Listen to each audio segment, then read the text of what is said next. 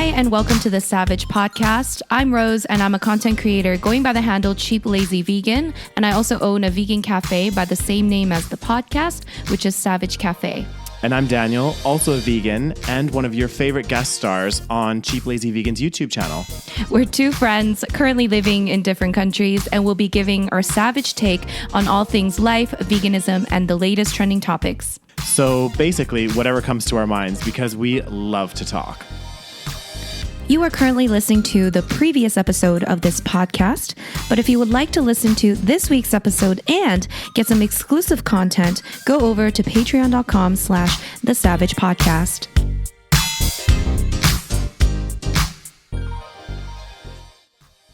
Hello, and welcome back to the SaVeg Podcast, everyone. Today's episode is actually part 2 of a Drunken episode that Rose and I did. Part 1, if you haven't seen it already, is all about the hit Netflix TV series called Love is Blind. So definitely go on over and check that one out. Today's episode is kind of a continuation of that conversation, while Rose and I continue to drink our wine. I think some of us in this particular episode might even be on our second bottle, and that's me. Anyways, check out the podcast, and we really hope that you enjoy. I'm having so much fun with these drunken podcasts. Mm-hmm. This is the thing, I feel like we can't do too many of these because otherwise it's going to become a hot mess. And like, as much as I know people love to watch hot messes, we can't become like a certain, YouTubers or certain people that be hot messes. God. And to be fair, one bottle of wine's okay. I'm like at a good point right now. But you know what's funny is last time we recorded this, I only had half a bottle of wine. Yeah. Okay. And like my tolerance, and now even I've only had half a bottle and I'm like drunk. And before it would take me like a full bottle to get to this level. Yeah, true. So I've become a cheap drunk, which is, it works in my favor because actually I don't get it. Because last night also I had maybe half a bottle of wine with my roommate. Because, we were just, we're quarantined. Okay, we need some sort of fucking, entertainment. Something. I think a lot of people are drinking at this period right now. Yes. Okay, Rose, oh my don't God, worry. I saw this meme. It was so good because it was so truthful. It was like, it wasn't a meme. It was like one of those like text, things on Instagram. Yeah. And it was like, I'm either going to come out of this quarantine 20 pounds lighter, my chakras aligned with a brand new hobby and a new talent, or I'm going to come out 20 pounds heavier with a severe drinking problem. Oh my God, I fucking love it. You need to send me that meme. Oh my God, I need to find it again. I think we need to post it on the SaVeg. It's so true though, isn't it? Yeah. Oh my God, I was like, I don't know what I'm going to be. Because a part of me is like, okay, maybe I'll be like, like motivated because I'm like doing some at-home workouts and, maybe I'm like going to eat a bit healthier. But at the same time, I'm like, no, I'm not really moving much. And I seem to be drinking a lot more at home.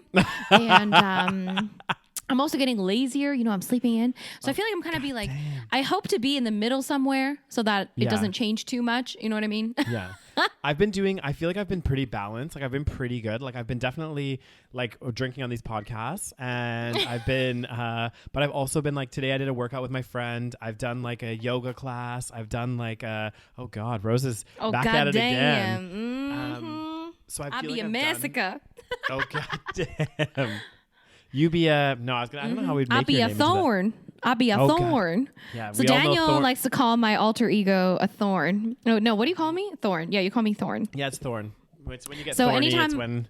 Yeah, if I get thorny, it's either I'm like really drunk or crazy, or I get like savagely mean or something. He'll be like, damn. oh God, is Thorn out today? Yeah. You have a few alter egos. You have Thorn. We have European Rose. Which is whenever Rose goes traveling, it's like all the things that you could imagine would happen. Going wrong. Like literally, I honestly don't know how she survived. I think it was 2016 when you went on that trip.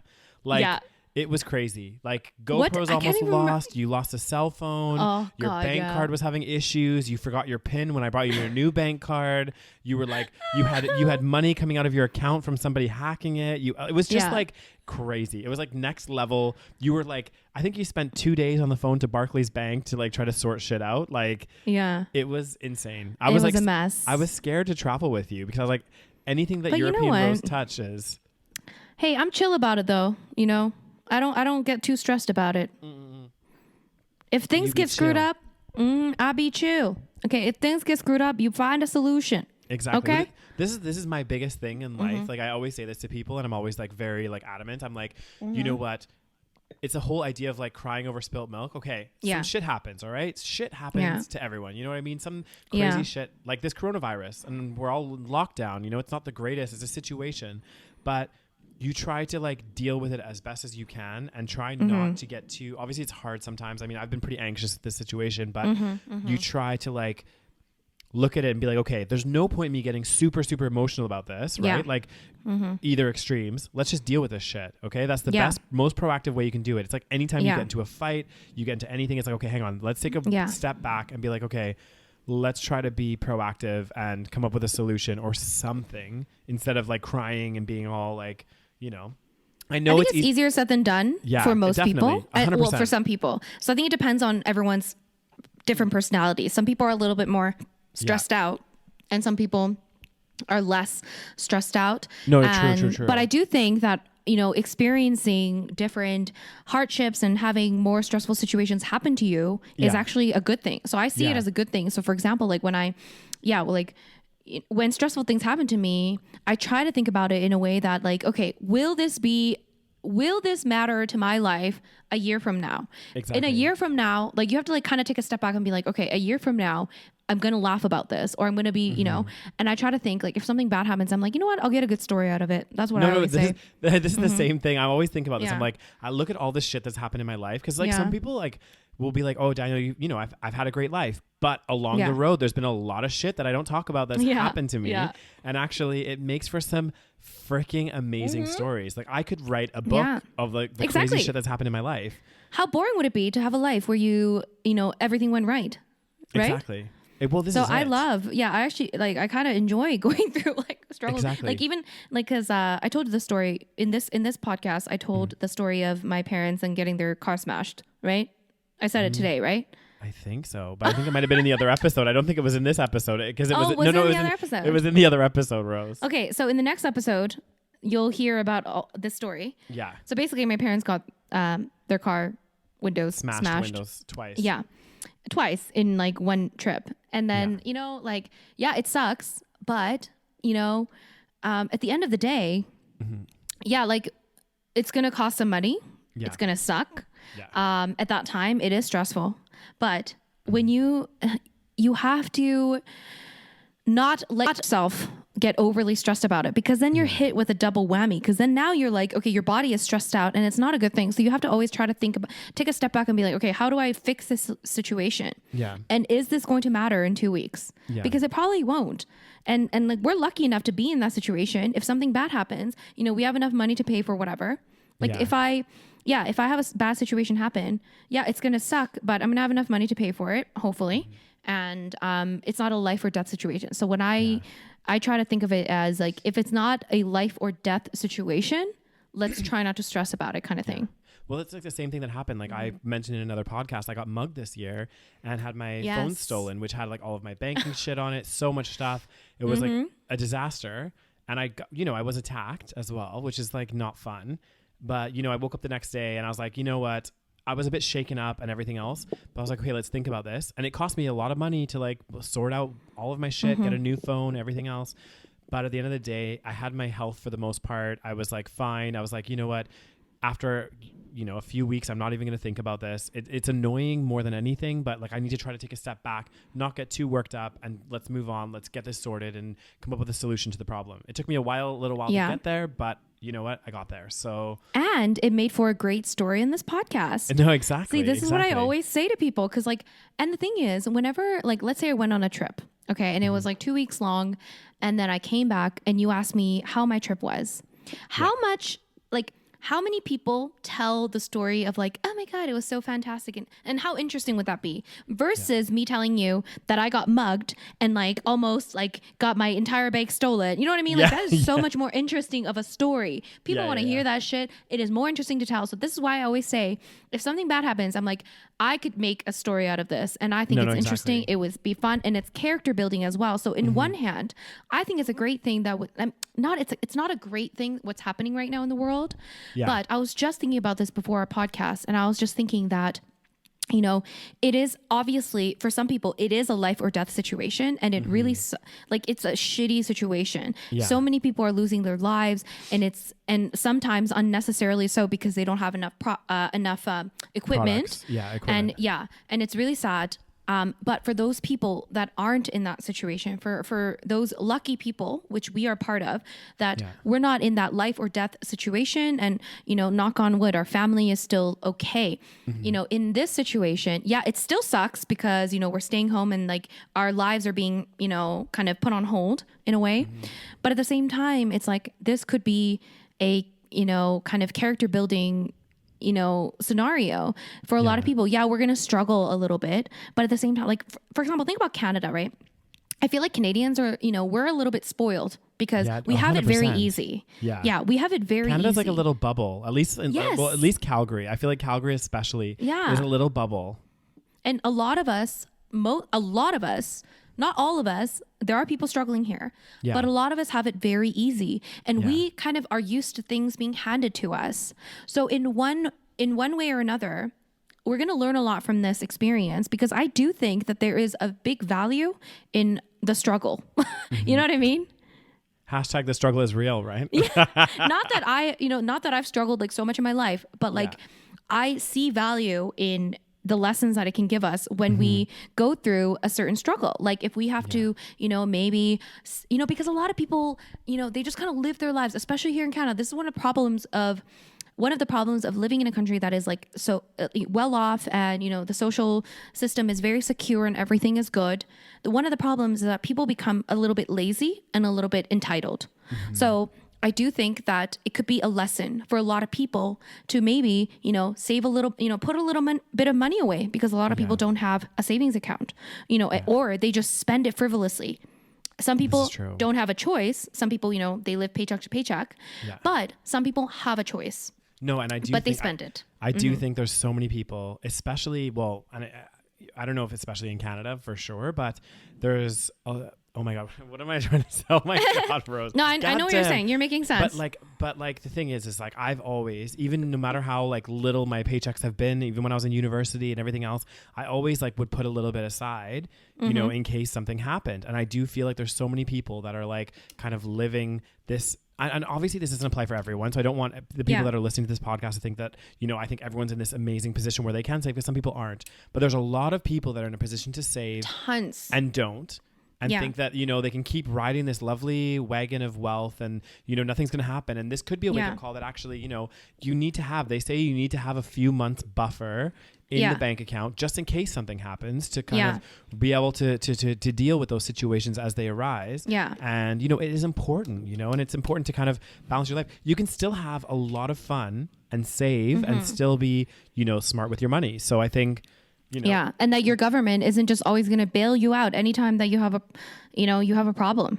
That's another thing. Like I am a big believer. I'm a democratic socialist or whatever it's called. Like I believe that a government should provide citizens with a certain amount of, you know, like needy citizens with a certain amount social of, welfare. you know. Yes, I believe in social welfare. That's what I believe in. But at the same time, I do acknowledge that it does create a certain level of kind of entitlement, and also a level of laziness in certain ways. So that's one of the bad side effects of it, because no political or economic system is perfect. So that's one of the side effects of a system where people are very well taken care of by the government. It's a bit of entitlement. And I do think that that does happen.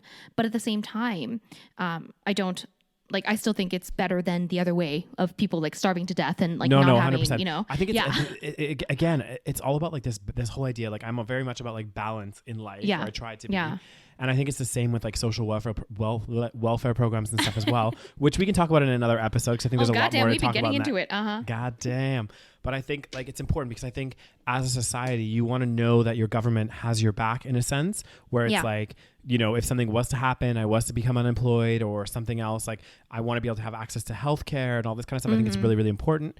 But then I do think that there's a certain element of people that take advantage of that system. And that's where I think it's wrong, where it's like actually there's, you know, and the people that take advantage ruin it for others, because there's other people that need that support system that can't necessarily get access to it. So I think that's when it's like frustrating and annoying, but I think it's so important. Like I think the countries where I always look up to, I think Canada is a great country in many respects. Yes. But like, I think, two countries that I think and I'm sure they have their own issues as well. I've never lived there. I've never been there, but from what I've heard is like Sweden and Norway are two countries and that Denmark. And Denmark. They just like, government policy, everything is like really, really, really good. And I'm sure there's people that take advantage of the system there, but I think of course they've really figured something out there, and I think a lot of countries can learn from that.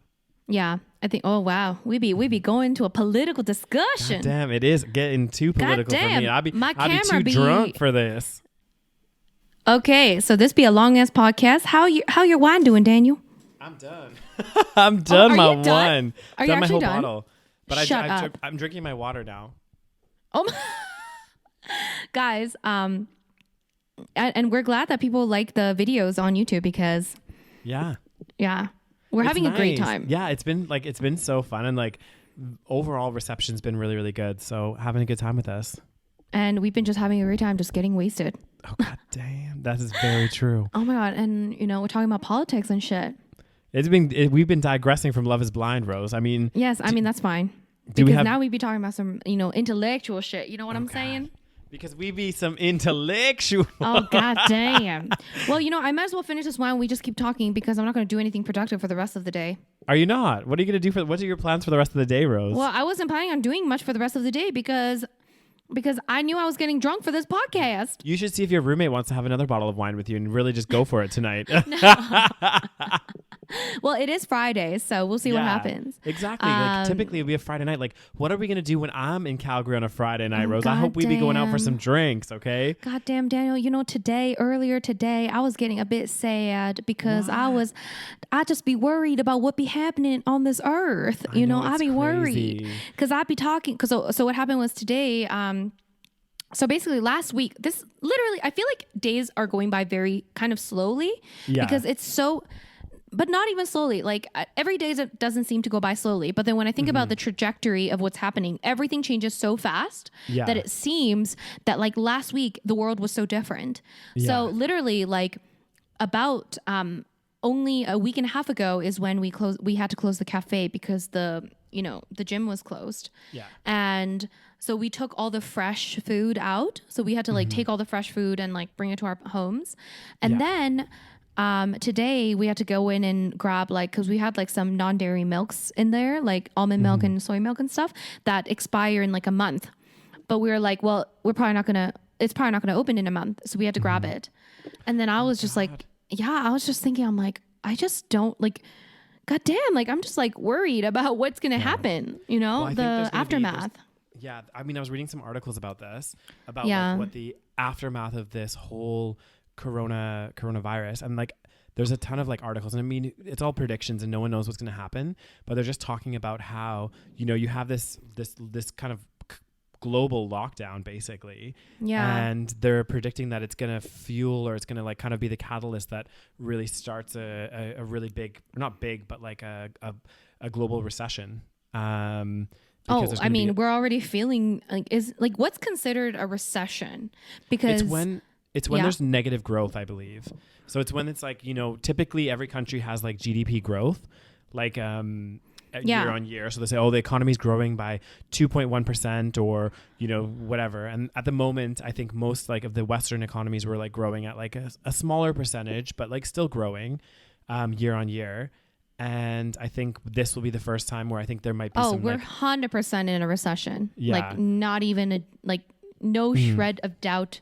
Is it a shred of doubt in my mind? Yeah. There's no shred of doubt in your mind. Yeah. It's definitely a recession because I'm sorry, but like we've never seen something like this where literally all businesses are shutting down.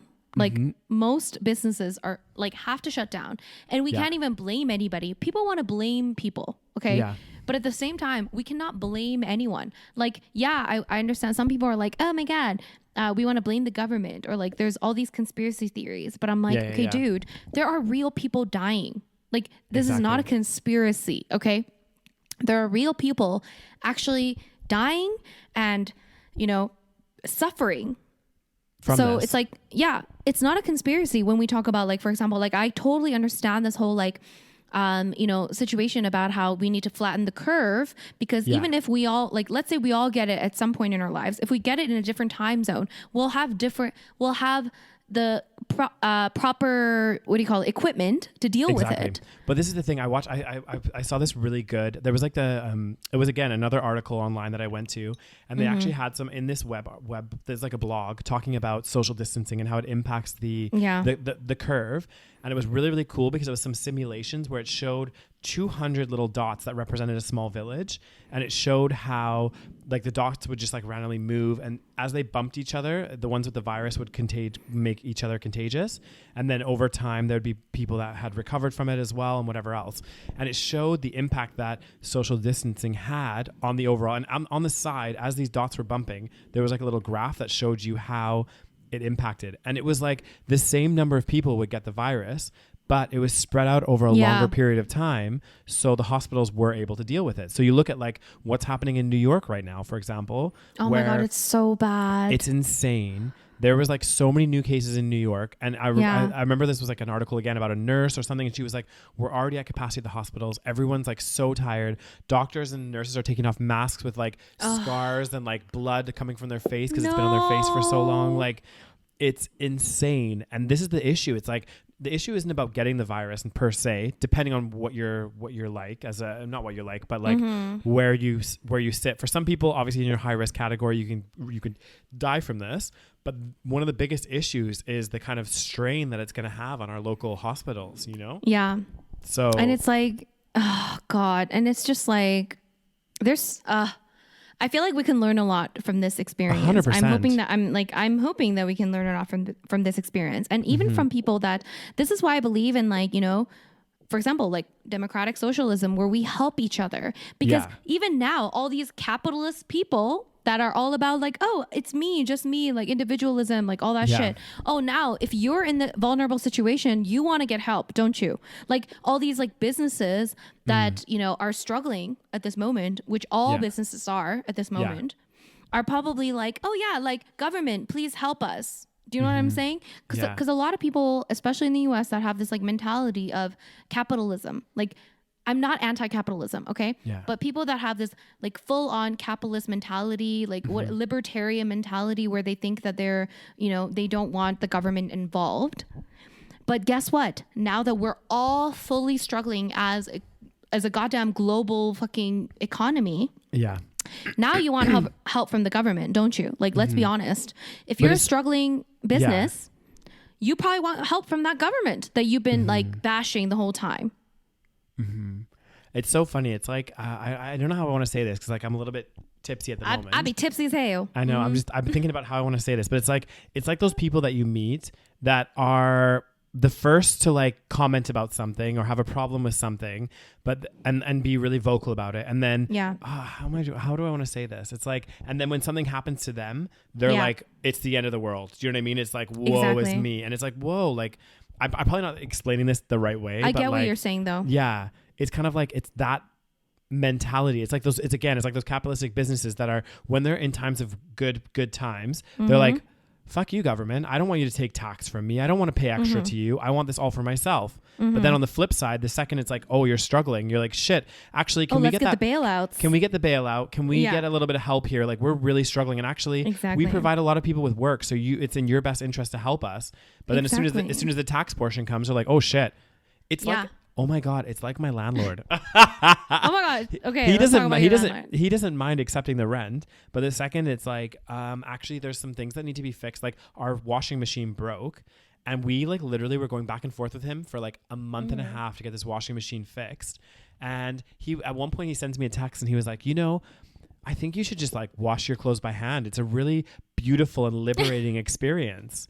And I was like, okay, come on. I am not paying you rent right now to wash. Not that I have anything against washing my clothes by hand, but like, I'm sorry. Like the reason I rented this place is because you have a washing machine. Like just pay to get it fixed. You're happy to accept my rent money. And he'll be like, right, even a day before my rent is due. It's so funny because like my rent's due on the 6th. I always get a text from him without fail on the 5th being like, rent's due. And I was like, well, yes, it is. It's due tomorrow and I will pay it and I'll put it into your account like I always do. But like, calm down. Like, yeah, I know. It's like, I do wish that people would have, this is the thing. It's like, I wish that people would have more empathy for other people, because I've always believed in the notion that, like, you know, we live in a society. This is the problem. Again, another little thing to note is one thing that I've noticed about the fact that you can kind of see the differences between kind of, how do I say this?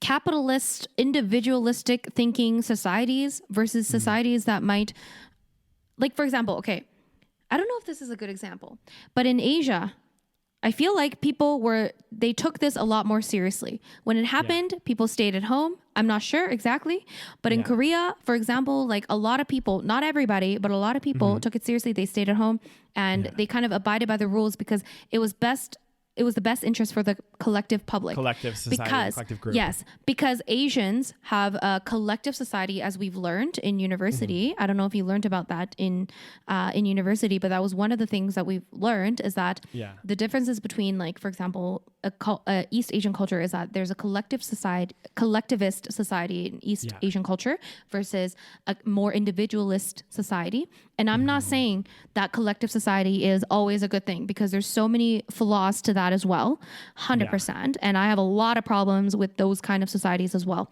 But in this scenario specifically, we can see the differences, because we can see, especially in America, we can see the differences also between Americans and even Canadians. Because I'm not saying that all Canadians are abiding by this whole social distancing thing. I'm sorry, guys. I've had a bit of wine. Okay. Yeah. But but I think there's a lot more, you know, kind of people, you know, abiding by this compared to some people in the US that have a very different attitude towards it. So they have this attitude of like, oh, like, I don't like being told what to do. This is my freedom. You know, some girl, I can't remember what, she's like an actress. So she's on Glee. No, not Glee. I don't know why I said Glee. She's on Lost.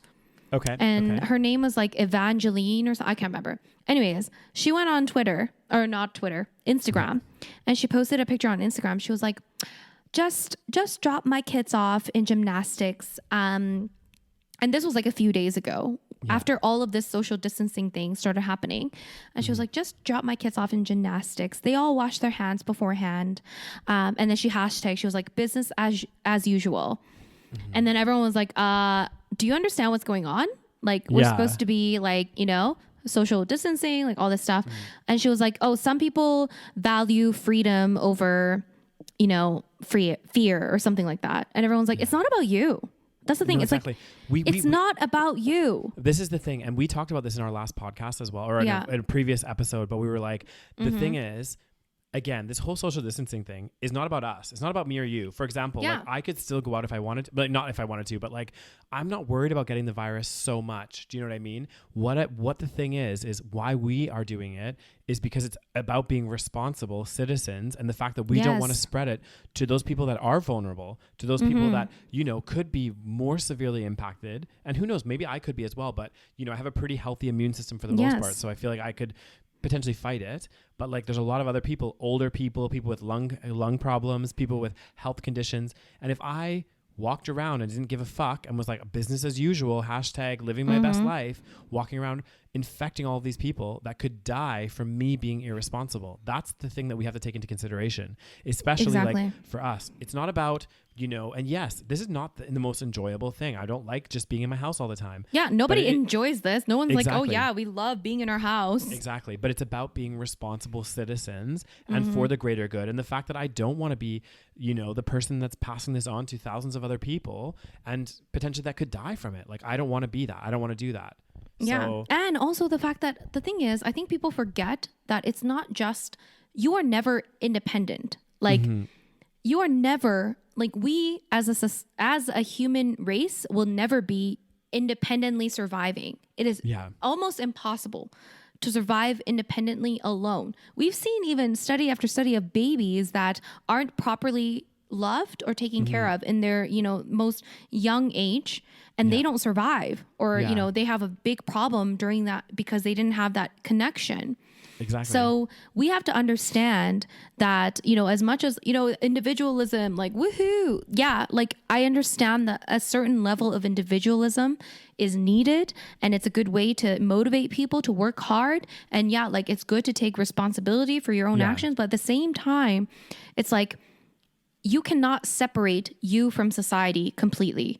You have a responsibility to society in a certain, you know, in certain ways, and society also has a little bit of responsibility to take care of you, and we can work together, you know, with other people, have a little bit of empathy for somebody that's struggling.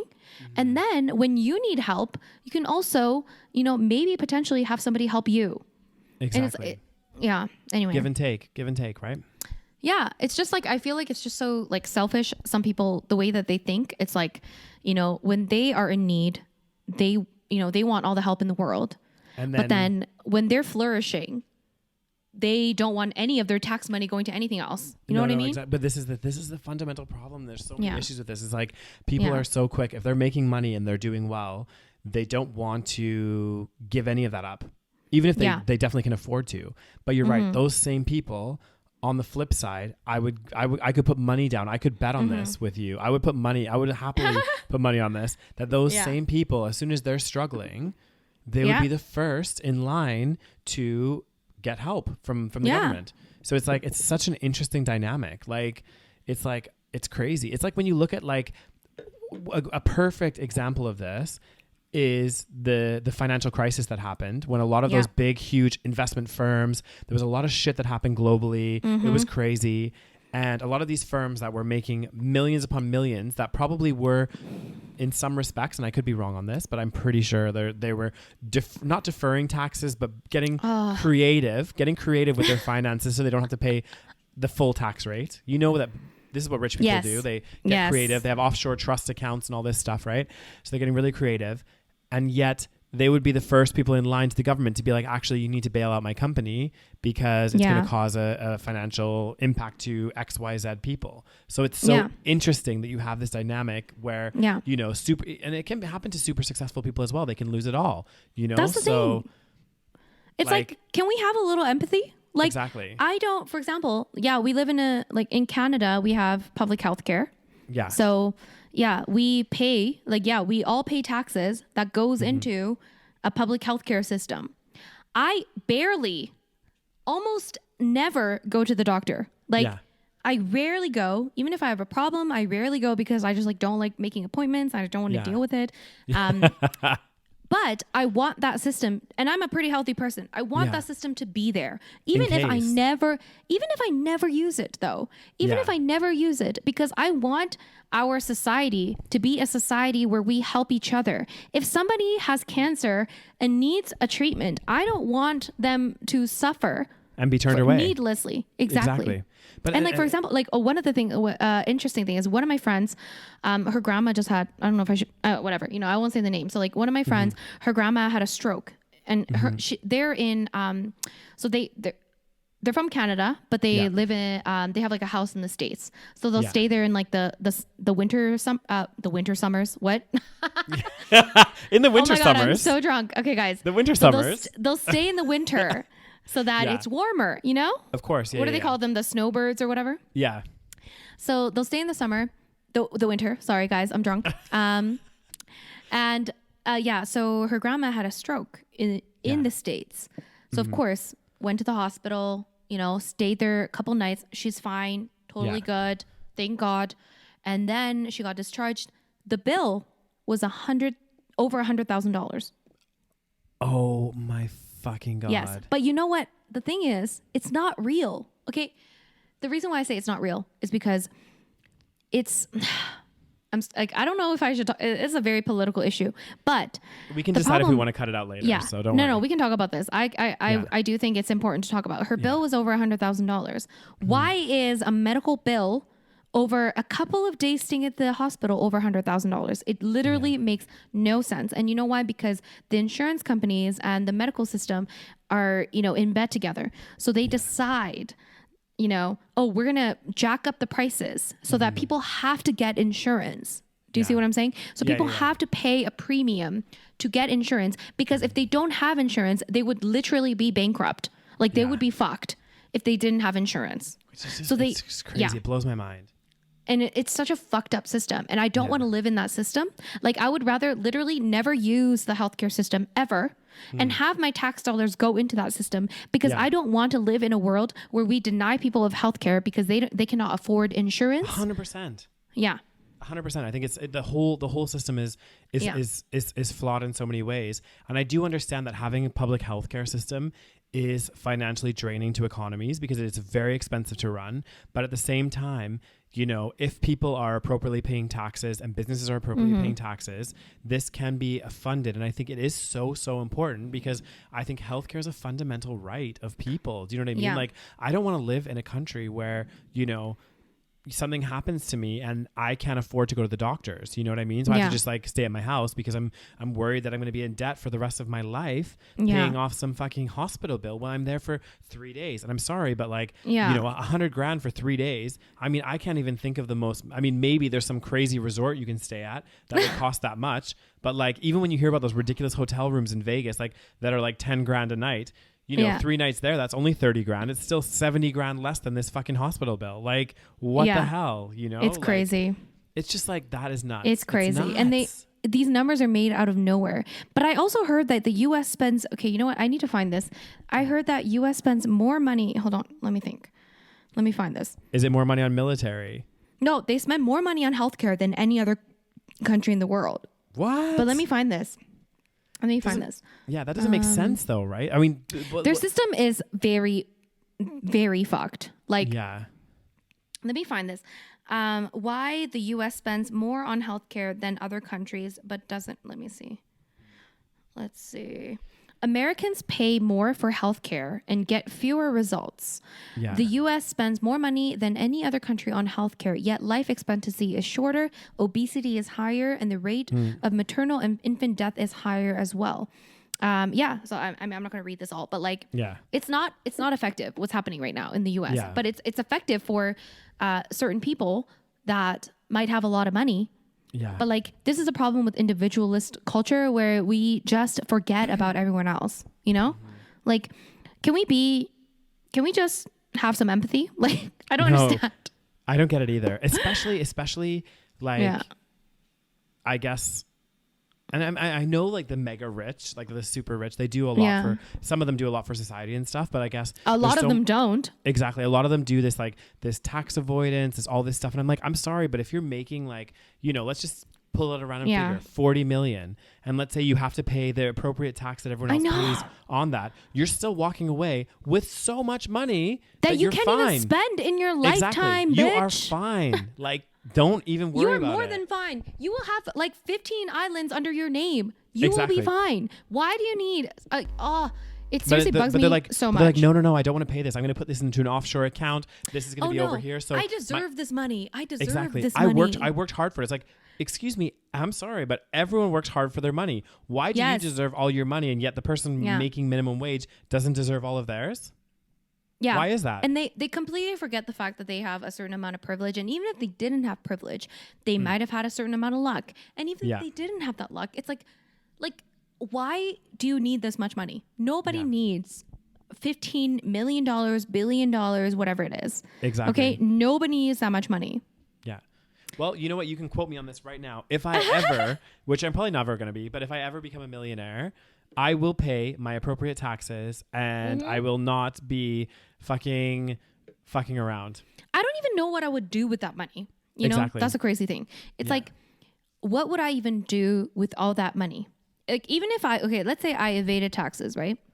I would want to actually, maybe I evaded taxes because I thought maybe the government, you know, I'm going to give these people the benefit of the doubt.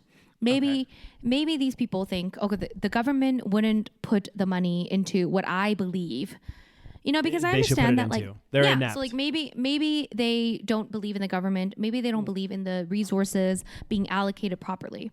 Yeah. So in that circumstance, maybe I don't want my taxes going to the government, but then I'd be like, okay, so let me put this much money into something that I believe in, you know, because I'm never going to be old enough to spend like $500 million in my lifetime. Exactly. Like, I don't need to buy a $50 million, dress. Like, it's ridiculous. It's ridiculous, some of these things. It's crazy. I mean, and people are starving to death. Like, what the fuck is happening in this world? Oh, God. Oh, goddamn, this be deep as hell. We started with Love is Blind, and now we're talking getting about deep into this. shit. But I think I'm taking a little note here, Rose. I think we need to have an episode on wealth distribution. Oh, goddamn, Daniel. I think this needs to be a drunken podcast from now on, but maybe not. Oh, goddamn, no, because I don't want to. Because we be having problems. I'm having fun doing these drunken podcasts. So don't get me wrong. I love getting a little bit tipsy and chatting with Rose because I miss it. I feel like we're in a bar together having these conversations. Okay, guys, like, just letting you know, this is like a very normal conversation that me and Daniel would have, like, typically, in a normal setting, like when we're like drinking together. Like, we literally can talk for hours and hours about this 100%. Kind of stuff. I always think, like, especially this recent trip to Calgary that I did just last year. Yeah. And me, you, and your roommate, we went to that bar, Bridget Bardot's or something. Yeah, or Bridget Bar. Bridget Bar, yeah. So we went there, and I remember, like, me and you especially, like, your roommate definitely, she got involved as well, but me and you like went off on one about this whole thing, and me and her were just like going off for so long, and I was just like, oh my God. Like, honestly, we can go on and on about this topic. It's so, well, not just this topic, about like any topics about society and like whatever. We're passionate about a lot of shit, we are passionate people, okay? Well, I just feel like, the world would be a better place if we could be a little bit more empathetic, and we could understand what other people are going through, and, recognize that, some of us are privileged and some of us are not. 100%. Yeah. And again, like, this is why I think if you're in a privileged position where you have, wealth and everything else, like, that's why I just don't get these, like, wealthy, or even not even super wealthy, but like, people with moderate levels of wealth as well, like, trying to evade taxes and being shady. And it's like, God, drives me crazy. I get that taxes are shit. Like, from the perspective of someone that earns, like, not like crazy amounts of money, like, like, taxes are shit for most people. And like, but when you're like in a situation where you're making like hundreds of millions of dollars, fucking pay your dues, bitch. Stop pretending. Like, I'm sorry, but stop pretending that you got where you are at by yourself. This is the thing with a lot of people. They like to believe that they got to a place in their lives by themselves, that they had no help from society, no help whatsoever. But actually, the fact of the matter is, you were probably born into a level of privilege. And even if you weren't, there were definitely levels of help from different aspects of society that you benefited from. 100%. Okay? So, like, give back to the society that you're living in. And even if you fully believe that you got there by yourself, there is a benefit of giving back to a society that puts money into the betterment of a society, because a good healthcare system is not just beneficial for the poor, because when you have a society, a country where people are healthy, you have a healthy economy. You are more likely to have a healthy economy when half your population is not sick and dying. Exactly. Because you have a broken healthcare system. You're going to have a better economy, and then that results in better, prospects for everybody. Exactly. So it's not just selfless, but it can also be selfish. Do you know what I'm saying? 100%. Yeah. Oh, goddamn. I'll be giving you my political lecture because I'll be drunk. Oh, God damn. It is so funny. This is like me and Rose at a bar, though. Like, literally. Oh, this reminds me of us in like a bar in London, I know. Setting the world straight, having our little conversations. Oh, I miss it so much. I know. But you know what? We are going to recreate this when I move back to Calgary. Might not be as exciting as London, but we going to find some bars and we going to set the world straight, Oh, goddamn, Daniels. I've been missing these moments, I know. God damn. Well, again, we'll recreate. I'm actually like really excited to move back to Calgary. I'm pumped. And when is this going to happen, Daniel? Can we talk about it for a second? Well, like I said, latest is going to be the first week of July. Okay. Earliest is going to be mid-April. And how will you decide? Well, it depends on the situation. Situation. Yeah, because I don't know what's happening right now with the world. So, I mean, I might have to figure out my flight earlier and flee Spain. and go back. So I don't know. Flee Spain. Flee Spain. Well, okay. So are you going to talk to the embassy? I haven't yet, but I think I might talk to them next week and just say like, this is my situation. What are their recommendations? Mm-hmm. You know, things like that. See what they say. And also say like, if I do stay a little bit later, like, is there a potential... what am I going to say? Later on, if it gets worse or whatever else and I need to come home, like, is there a possibility to like, are they thinking of organizing flights and things for Canadians that are in Spain that need to come back?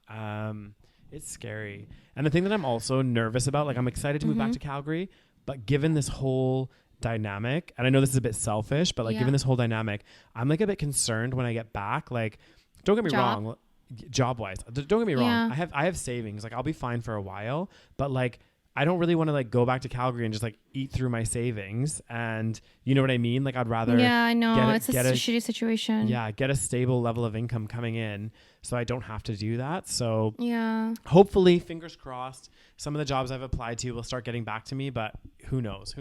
I'm not gonna worry too much about it, and I'll just see what happens and go from there. But to be fair, you're not going to be the only one. So like you might be able to get help again from our federal government. Yeah.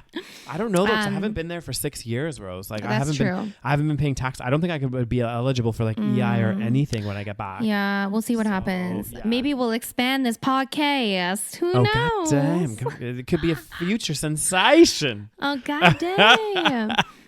Maybe you'll be helping me with my YouTube. Oh, God damn, You'll be having a part-time job. Oh, God damn. As the CLV producer. Oh, God damn. No, probably not, because you've seen my edits. So, yeah. Well, I'm not going to let you edit my videos. That's for sure. God damn. Okay. But maybe you'll be helping me, film my videos or something. Oh, God damn. God damn. I missed this though. I know. Oh, so soon. Guys, we're drunk. In the same country. I know, but I'm glad you guys. If you are still listening at this point, what should they comment at this point? A thorn. Something about thorn. Feeling thorny. Comment I'm feeling thorny. Yeah. So if you're still listening, if you're still watching on YouTube or wherever you can comment down below, I'm feeling thorny. Give it a thumbs up if you can, or give us a rating. Yeah. And of Tell course, your friends and family. Yes. Get everyone to listen. Listen to us when you are bored. Let's say you're just sitting around eating cake or eating popcorn or eating ice cream. Okay. Listen to us. Okay. Believe in us. Okay. Anyways, if you're bored as fuck, just listen to us. Okay. Yeah. That's it. And be sure to, if you see us on YouTube, Instagram, be sure to subscribe. So it's at the SaVeg Podcast. So check us out on YouTube. And to help Daniel with his crisis of lack of job, maybe you need to support us on Patreon. Yeah. And also, also on Patreon, though, there are some exclusive You get extra content. episodes. Exactly. So we have a lot of stuff about like dating experiences. Okay, I'm sorry, but our extra episodes are juicy as fuck. Okay, they're great. They're good. So I would suggest if you checking them out. If you want to listen to our extra episodes that are really exclusively only for Patreon and they're juicy, then go on to patreon.com/the SaVeg Podcast because I'm sorry, but they're worth it. Yeah. And you'll get an you get the podcast early, and also you get an exclusive episode every single month of something juicy as hell. And you get to actually request the episodes as well. Exactly. So if you want something juicy, then we be listening to you. Okay. Exactly. And you let us know what you want to hear. God Anyways, damn. I gotta take a piss, so I gotta let you go, bitch. Okay. Oh, God damn. This is usually what happens, Rose be like, I got to leave. See you later. I'll be rude as hell to you because, I be friends with the podcast listeners. So now we be talking like we be friends, okay? Yeah. And my bladder be exploding. Okay. Well, anyways, guys, thanks so much again for listening. This was another episode of the SaVeg Podcast. See you guys later. Okay, I'm gonna go pee now. Bye, guys. Bye.